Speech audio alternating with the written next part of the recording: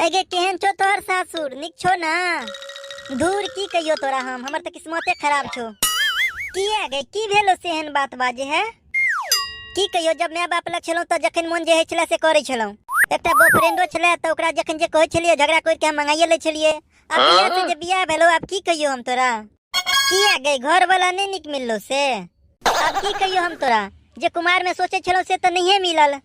सोचे चलो जे अमीर घर में बियाह है तो पति देव हमर फोर व्हीलर में बैठा के सोसा घूमे ले लो चलत गांव घर में ठाट बाट से रहितो, मगर हमर किस्मते खराब छो। 5 बजे भोरे हमर सौ से तो उठा देतो, कहतो जे हमरा एक कप चाय पिला दिया कनिया। अब चाय पिला के बाद कहतो जे खानो चढ़ा दियो। हमहू की करब, चढ़ा दे छिए, कहै छै जल्दी भ जेते। यदि जल्दी भ जाए त बुढ़िया भोरे भोरे हमरा गोइठा ठोकबे ला ल के चल जेतो, कहतो चलू कनिया कनिया हाथ बटा देब। तोरा से एते काम करबै छो गाय? हाँ, और तो और 1 रुपया खर्चा नहीं करो चाहतो, एकदम भिखमंगा छो वो सब हमर। आ घर वाला त की कहियो आब ओ त दारू पी के अपने टूल रही छो, त की कहबे हम ओकरा कुछो। हमर त किस्मते खराब छलो।